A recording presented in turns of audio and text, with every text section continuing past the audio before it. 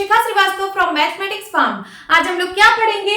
आज हम लोग class 8 chapter 2 that is linear equations in one variable के बारे में डिस्कस करेंगे।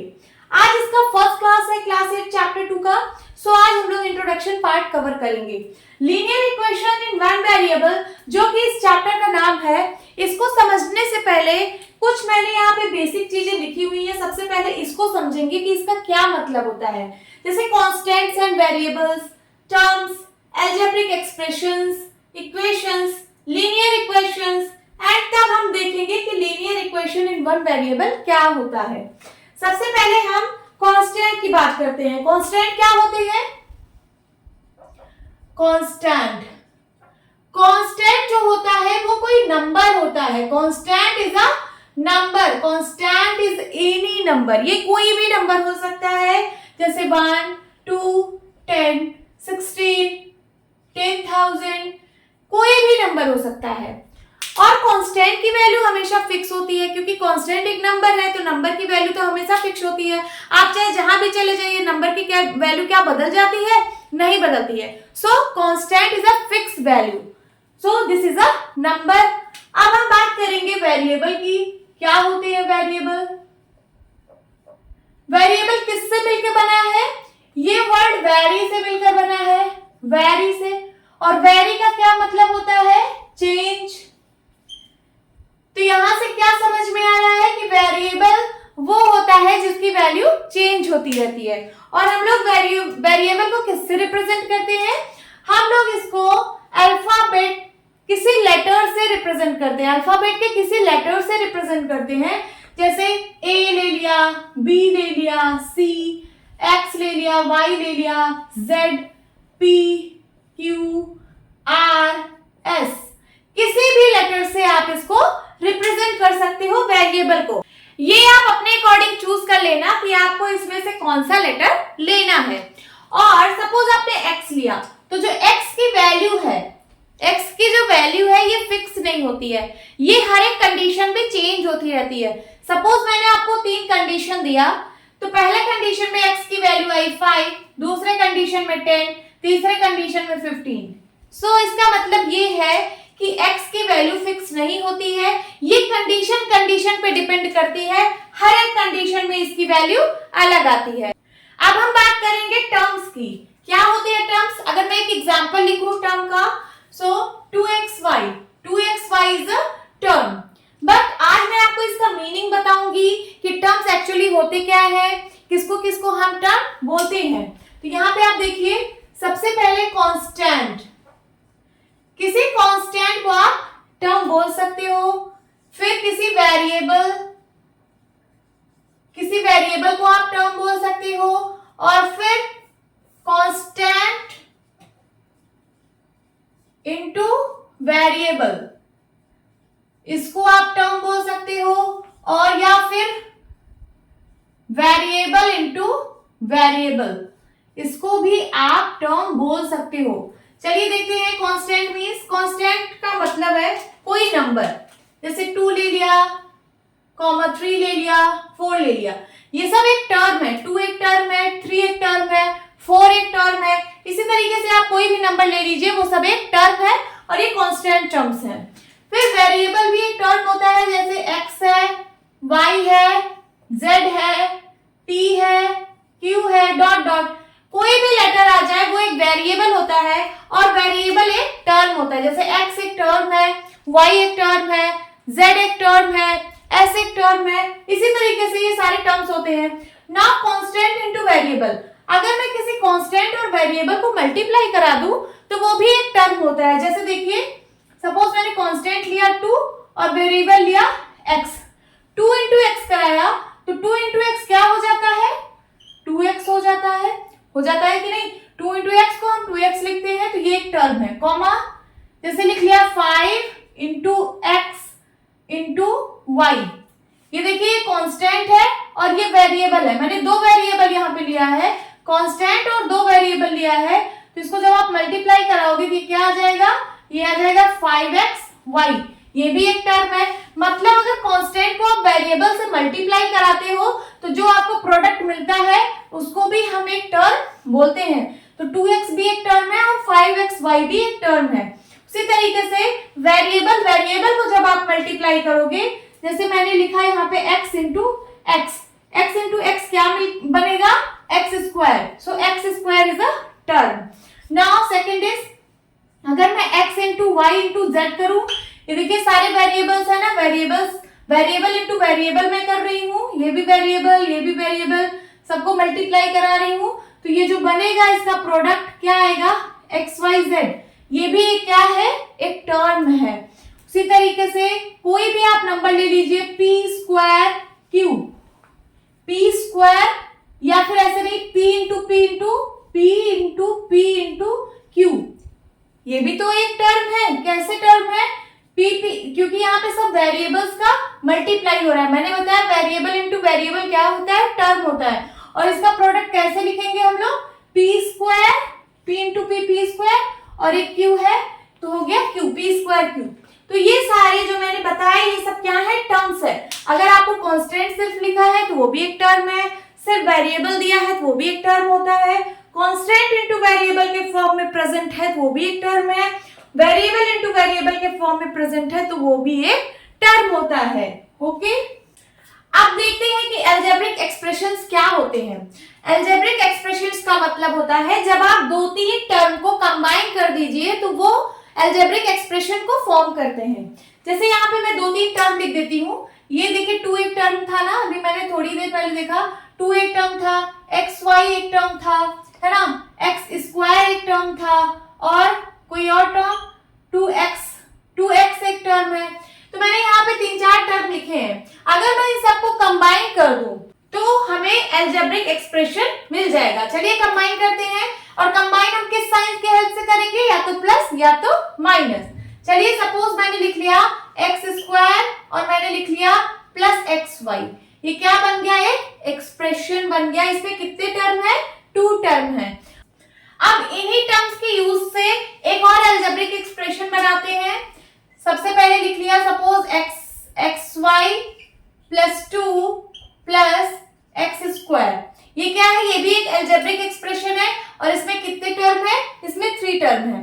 इसी तरीके से आप माइनस करके भी बना सकते हैं अलजेब्रिक एक्सप्रेशन। चलिए मैं कर देती हूँ, जैसे ये एक्स स्क्वायर ले लिया, x square plus x y, और ये 2 को मैंने माइनस में ले लिया, ये भी क्या है, ये भी एक अलजेब्रिक एक्सप्रेशन है, और इसमें कितने टर्म है, 3 टर्म है, 1 टर्म 2 टर्म 3 टर्म। ये जो प्लस माइनस है ना, ये टर्म्स को डिवाइड करते हैं। जैसे यहाँ पे प्लस है तो प्लस के पहले एक टर्म, प्लस के बाद दूसरा टर्म, फिर माइनस भी जो है वो टर्म को डिवाइड करता है, ये 3rd टर्म। इसमें कितने टर्म्स है, 3 टर्म। उसी तरीके से अगर मैं, ये क्या है, एक अलजेब्रिक एक्सप्रेशन है।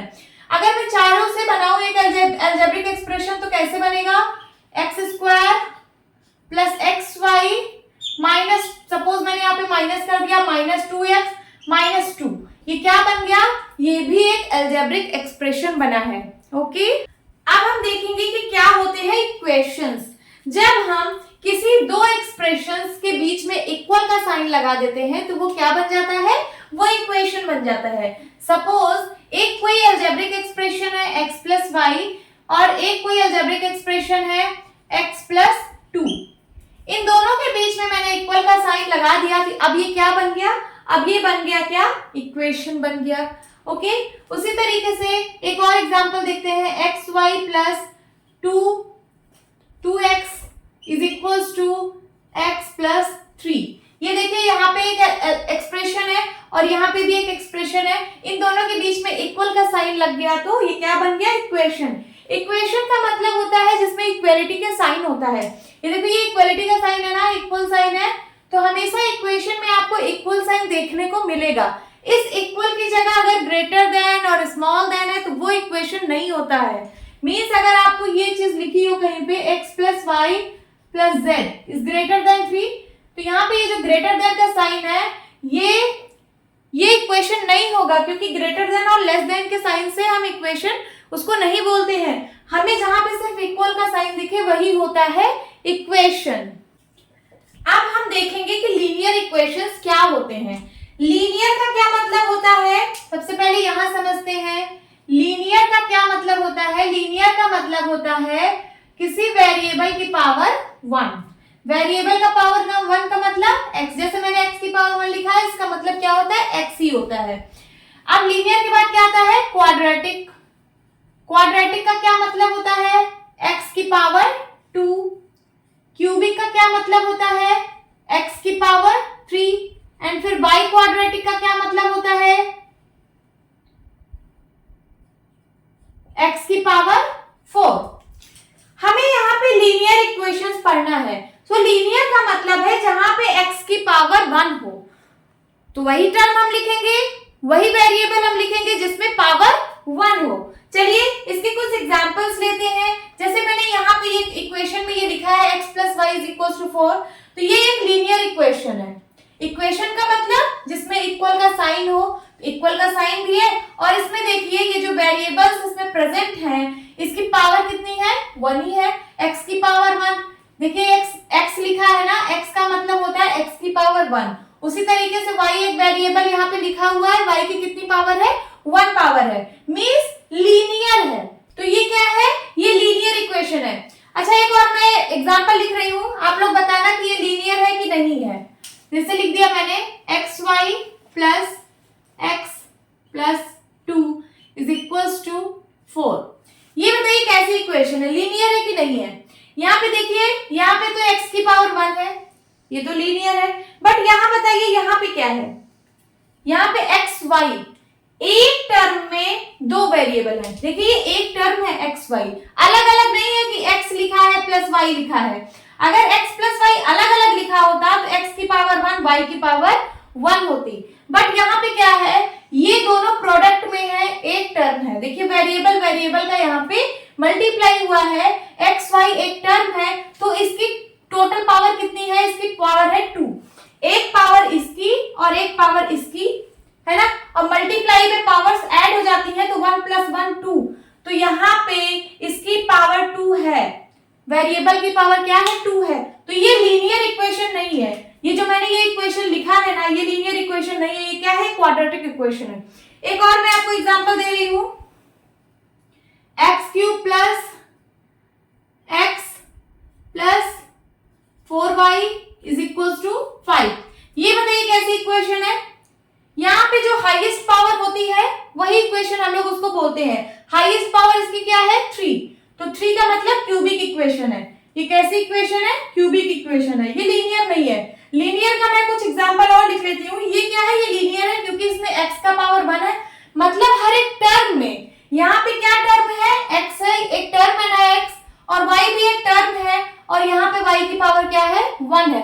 हर एक टर्म में अगर वेरिएबल की पावर 1 है तो उसी को हम लोग लीनियर इक्वेशन बोलते हैं। यहाँ देखिए हर एक टर्म में पावर 1 है। ये जो एग्जांपल मैंने लिया था, यहाँ पे एक टर्म में, ये टर्म एक है ना, मतलब पहला टर्म है एक्स वाई, इस टर्म में वेरिएबल की पावर 2 थी। क्यों, क्योंकि x की भी पावर 1 है, y की भी पावर 1 है, दोनों की पावर 1 + 1 2 मींस वेरिएबल की पावर यहाँ पे क्या है, 2। So this is not linear equation. मैं लीनियर इक्वेशन का कुछ और एग्जांपल यहाँ पे लिखती हूँ। जैसे मैं लिख दिया 4x = 5। ये भी क्या है, एक लीनियर इक्वेशन है। क्यों लीनियर इक्वेशन है, क्योंकि यहाँ पे एक टर्म जो कि 4x एक टर्म है, इसकी पावर क्या है, x की पावर 1 है, तो ये क्या है, लीनियर इक्वेशन। एक और एग्जांपल लिखती हूँ, 4x + 9 = 6। ये क्या है, ये भी एक लीनियर इक्वेशन है। उसी तरीके से 2x + 3y = 4, ये भी क्या है, लीनियर इक्वेशंस है। तो होप स्टूडेंट्स आपको लीनियर इक्वेशन समझ में आ गया होगा। अब हम पढ़ेंगे linear equation in one variable, जो कि हमारे चैप्टर का नाम है, linear equation in one variable. तो क्या होते हैं लीनियर इक्वेशन वन वेरिएबल। सबसे पहले तो लीनियर होना चाहिए, लीनियर का मतलब पावर 1 होनी चाहिए वेरिएबल की। नेक्स्ट, वन वेरिएबल मतलब वेरिएबल सिर्फ 1 होना चाहिए, 2 वेरिएबल नहीं होना चाहिए। जैसे अभी मैंने यहाँ पे लिखा लीनियर इक्वेशन का एग्जांपल, ये लिखा मैंने 2x + 3y = 4। तो इसमें लीनियर तो है, x की पावर 1 है एक टर्म में, लीनियर है, और फिर एक टर्म और है, इसमें भी वेरिएबल की पावर 1 है, तो यहां से भी लीनियर है। लीनियर तो है ये, बट इसमें 1 वेरिएबल नहीं है, इसमें कितना वेरिएबल है, 2 वेरिएबल। पहला वेरिएबल x है और दूसरा वेरिएबल y है, तो ये linear equation in one variable नहीं है। ये लीनियर इक्वेशन तो है, but linear equation in one variable नहीं है। इसको देखते हैं इस वाले को, इसमें क्या है 4x, ये एक टर्म है और एक टर्म में वेरिएबल की पावर कितनी है 1 है, मींस लीनियर है और बाकी सब कांस्टेंट है, बाकी में तो x है नहीं, है ना, बाकी तो कांस्टेंट है। तो इसका मतलब ये क्या है, लीनियर इक्वेशन है और लीनियर इक्वेशन में कितना वेरिएबल, सिर्फ 1 वेरिएबल, इसमें सिर्फ एक x है ना, एक ही वेरिएबल है। हाँ ये है लीनियर इक्वेशन इन 1 वेरिएबल, ये जो यहाँ पे लिखा है लीनियर इक्वेशन 1 वेरिएबल, ये वाला एग्जांपल इसके लिए सुटेबल है। लिख लेती हूँ ये वाला एग्जांपल यहाँ पे, 4x + 9 = 6, ये क्या है, ये लीनियर इक्वेशन 1 वेरिएबल। और ये वाला एग्जांपल भी इसके लिए बेस्ट है। देखिए लीनियर इक्वेशन है, x की पावर 1 है लीनियर इक्वेशन और वेरिएबल कितना है, सिर्फ x 1। ओके, तो 4x = 5, ये भी एक लीनियर इक्वेशन इन 1 वेरिएबल है। और एग्जांपल लिख लेती हूँ, x - 5 = 9, ये भी क्या है, एक लीनियर इक्वेशन इन 1 वेरिएबल है। स्टूडेंट्स आपको यही पढ़ना है, ये एकदम बेसिक होता है, यहाँ से आपको x की वैल्यू निकालनी रहेगी।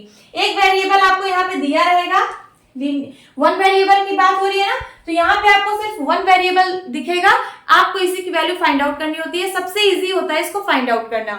ओके, नाउ लीनियर इक्वेशन इन 1 वेरिएबल आपके बुक में कुछ इस तरीके से दिया गया है। ये देखिए क्या दिया गया है, 2x - 3 = 7, ये एक लीनियर इक्वेशन इन 1 वेरिएबल है। लीनियर कैसे, लीनियर इसलिए है क्योंकि यहाँ पे x की पावर 1 है, x की पावर 1 होता है तो लीनियर होता है। और 1 वेरिएबल का मतलब है कि यहाँ पे सिर्फ एक वेरिएबल है, दैट इज x, और यहाँ पे कोई भी वेरिएबल नहीं है, बाकी सब क्या है, कांस्टेंट है। Okay, so this is linear equation in 1 variable. Linear equation in 1 variable में ये जो x है, ये देखिए यहाँ पे क्या लिखा है, द वेरिएबल, मींस x क्या है, वेरिएबल है। और ये जो इक्वल का साइन है, इक्वल का साइन मींस इक्वलिटी का साइन, ये देखिए इक्वलिटी लिखा है। और इसको क्या बोल रहे हैं, ये इक्वेशन है। इक्वेशन यही तो होता है, हम लोगों ने पढ़ा था, इक्वेशन वो होता है कि दो एक्सप्रेशंस को, कोई दो एक्सप्रेशंस के बीच में अगर हम इक्वल का साइन लगा दे तो वो क्या बन जाता है, इक्वेशन बन जाता है। यहाँ पे एक एक्सप्रेशन ये है और एक एक्सप्रेशन ये है, इन दोनों के बीच में मैंने इक्वल का साइन लगा दिया तो ये क्या बन गया, ये एक इक्वेशन है।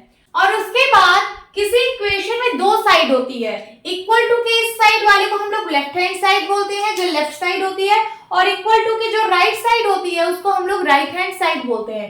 ये देखिए लेफ्ट हैंड साइड में ये वाला नंबर लिखा है 2x - 3, ये लेफ्ट हैंड साइड है और जो 7 है वो राइट हैंड साइड है।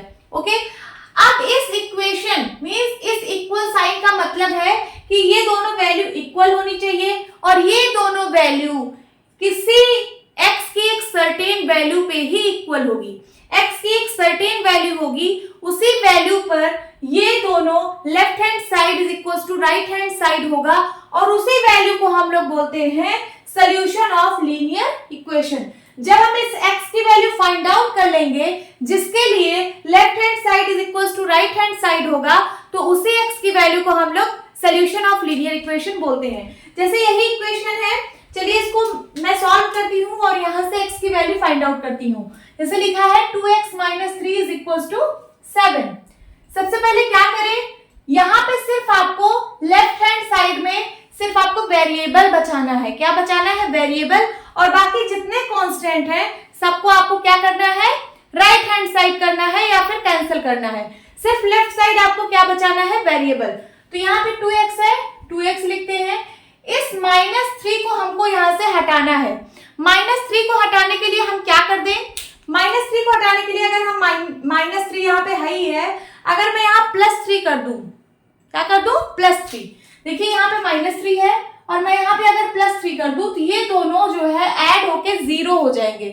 नाउ अगर मैंने लेफ्ट हैंड साइड में कुछ किया है, लेफ्ट हैंड साइड में +3 किया है, तो मुझे राइट हैंड साइड में भी +3 करना पड़ेगा। तो यहाँ पे भी हम +3 कर देंगे क्योंकि हमने लेफ्ट हैंड साइड में +3 किया है, तो राइट हैंड साइड में भी करना पड़ेगा क्योंकि दोनों साइड हमें इक्वल बनानी होती है ना, दोनों साइड इक्वल होती है। सो अब इसको सॉल्व करते हैं। 2x ये तो 0 बन गया, ओके, इज इक्वल टू, अब ये क्या बन गया, 7 3 10। अभी भी x के साथ क्या है, 2 है, हमें इस 2 को भी हटाना है, हमें सिर्फ x की वैल्यू फाइंड आउट करनी है। इस 2 को हटाने के लिए क्या करेंगे, यहाँ 2 मल्टीप्लाई में है तो हम क्या करें, यहाँ पे 2 से डिवाइड कर दे, तब ये 2 से 2 कैंसिल हो जाएंगे। तो जब यहाँ लेफ्ट हैंड साइड में डिवाइड किया तो हमें राइट हैंड साइड में भी डिवाइड करना पड़ेगा। अब देखिए 2 से 2, 2 1 जा 2, 2 1 जा 2, कट गया। अब यहाँ 2 1 जा 2, 2 5 जा 10। यहाँ क्या बचा, यहाँ सिर्फ x बचा और राइट हैंड साइड में क्या बचा 5। तो x की वैल्यू हमें क्या मिल गई 5। यही सोल्यूशन ऑफ दिस इक्वेशन है, सोल्यूशन ऑफ लीनियर इक्वेशन यही है x की वैल्यू। तो आप इसको क्या लिख सकते हो, सोल्यूशन को, सोल्यूशन में आप लिख सकते हो this is the value of x that makes left hand side is equals to right hand side. तो ये सॉल्यूशन जो है लीनियर इक्वेशन का जो सॉल्यूशन है, ये एक ऐसी वैल्यू है x की, ये x की ऐसी वैल्यू है जो लेफ्ट हैंड साइड और राइट हैंड साइड को इक्वल बनाता है। यहाँ पे ऐसी वैल्यू कौन सी थी 5 थी। अगर मैं x की जगह 5 लिख दूं तो देखिए left hand side is equals to right hand side हो जाएगा। चलिए चेक करते हैं, लेफ्ट हैंड साइड यहाँ पे क्या लिखा है 2x - 3। हम यहाँ पे x की वैल्यू ले आके पुट करते हैं, x की वैल्यू हमने निकाली 5, तो ये हो जाएगा 2 × 5 - 3। इसके बीच में मल्टीप्लाई का साइन था, ओके। तो 5 2 10 - 3, 10 में से 3 गया 7। और राइट हैंड साइड क्या है, राइट हैंड साइड में हमको 7 गिवन ही है। तो देखिए क्या है, left hand side is equals to right hand side हो गया ना। तो इसका मतलब सोल्यूशन क्या है, सोल्यूशन एक ऐसी वैल्यू है x की या फिर वेरिएबल की, यहाँ पे x था तो मैंने x लिख दिया, बाकी अगर मैं जनरल बोलूं तो ये एक वेरिएबल की ऐसी वैल्यू है, वेरिएबल की ऐसी वैल्यू है जो लेफ्ट हैंड साइड और राइट हैंड साइड को इक्वल बनाती है। ओके स्टूडेंट्स, अब हम देखेंगे rules for solving linear equation. क्या रूल्स है, सबसे पहला है we can add the same number on both side of the equation. हम दोनों साइड, जो इक्वेशन की दोनों साइड होती है, हम उसमें सेम नंबर को ऐड कर सकते हैं। मतलब अगर मैंने यहाँ पे 2 ऐड किया लेफ्ट हैंड साइड में, तो हमें राइट हैंड साइड में भी 2 ऐड करना पड़ेगा। जैसे इस इक्वेशन में देखिए, हमें यहाँ पे x की वैल्यू अगर निकालनी है तो इस -5 को पहले यहाँ से हटाना पड़ेगा। इसके लिए हम क्या करेंगे, ये -5 गिवन है, हमें यहाँ पे +5 करना पड़ेगा, तभी ये वाला टर्म जाके 0 बन जाएगा। तो जब हम लेफ्ट हैंड साइड में +5 ऐड किए हैं, तो हमें राइट हैंड साइड में भी यहाँ पे क्या करना पड़ेगा, +5 ऐड करना पड़ेगा। वही चीज यहाँ पे लिखा है कि वी कैन ऐड, हम ऐड कर सकते हैं सेम नंबर को दोनों साइड में इक्वेशन की। Okay, second is we can subtract the same number from both side of the equation. उसी तरीके से जो दोनों साइड है उसमें हम सेम नंबर से सब्ट्रैक्ट कर सकते हैं। जैसे यहाँ पे देखिए ये 2x + 5 है ना, इस 5 को लेफ्ट हैंड साइड से हटाने के लिए जब हम x की वैल्यू यहाँ पे निकालेंगे तो हमें इस 5 को हटाना पड़ेगा ना। जब इस 5 को हटाएंगे तो क्या करना पड़ेगा, यहाँ +5 है, इसका मतलब हमें यहाँ पे सब्ट्रैक्ट करना पड़ेगा 5 को। देखिए कैसे, 2x + 5 गिवन है, इस +5 को हटाने के लिए हमें -5 करना पड़ेगा। और जब हमने लेफ्ट हैंड साइड में -5 किया तो राइट हैंड साइड में भी -5 करना पड़ेगा। अब देखिए इसको सॉल्व करिए, क्या हो जाएगा, 2x + 5 - 5 0 बन गया, इसको लिखने की जरूरत नहीं है। 9 में से 5 गया 4। इसको सॉल्व करते हैं तो 2x और यहाँ पे क्या बनेगा, -5 + 5 0 हो जाएगा। राइट हैंड साइड में क्या बनेगा, सॉरी यहाँ पे 9 था, यहाँ पे 9 है, सॉरी, 9 + 5 14 बनेगा। ओके, अब देखिए थर्ड पॉइंट क्या है, we can multiply both side of the equation by the same non zero number. हम क्या कर सकते हैं, हम मल्टीप्लाई करा सकते हैं बोथ साइड ऑफ इक्वेशन में, बट किससे, सेम नॉन जीरो नंबर से।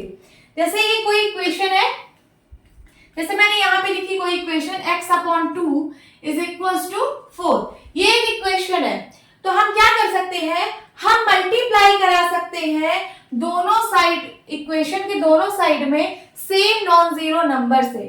जैसे यहाँ पे मैं 2 से मल्टीप्लाई कराऊं और यहाँ पे 2 से मल्टीप्लाई कराऊं, तो ये 2 से 2 कैंसिल आउट हो जाएगा, यहाँ क्या बचेगा, x = क्या हो गया 8, हमें 8 मिल गया। बस सेम नॉन जीरो, लेकिन वो नंबर होना चाहिए, कैसा होना चाहिए, नॉन जीरो। अगर आप किसी इक्वेशन में 0 से मल्टीप्लाई करा दोगे तो लेफ्ट हैंड साइड भी 0 बन जाएगा और राइट हैंड साइड भी 0 मिल जाएगा। ये तो मीनिंगलेस है, 0 = 0, कोई कुछ मिला ही नहीं। सो हमें सेम नॉन जीरो नंबर से मल्टीप्लाई कराना है, तो हम इक्वेशन की दोनों साइड में सेम नॉन जीरो नंबर से मल्टीप्लाई करा सकते हैं। Fourth point, we can divide both side of equation by the same non zero number. उसी तरीके से जैसे आप सेम नॉन जीरो नंबर से दोनों साइड मल्टीप्लाई करा रहे थे, उसी तरीके से आप दोनों साइड में सेम नॉन जीरो नंबर से डिवाइड भी कर सकते हो।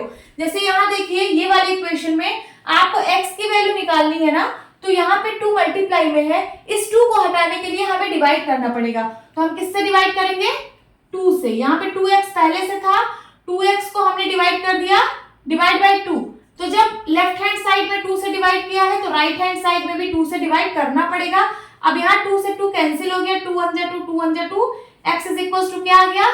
2 1 जा 2, 2 7 जा 14। x की वैल्यू क्या निकल के आ गई? 7। तो देखिए क्या किया आपने, आपने same non zero number, non zero का मतलब नंबर जीरो नहीं होना चाहिए, हमने 2 से किया, 2 एक नॉन जीरो नंबर है, तो हम दोनों साइड जो है डिवाइड करा सकते हैं। और अगर हम 0 से डिवाइड करा देते हैं किसी नंबर को, जैसे मान लो यहाँ पे x था, x को मैंने 0 से डिवाइड किया। किसी नंबर को जब आप 0 से डिवाइड करते हो तो वो तो मीनिंगलेस होता है, वो डज नॉट एग्जिस्ट होता है, इसीलिए यहाँ पे लिखा है कि सेम नॉन जीरो नंबर होना चाहिए।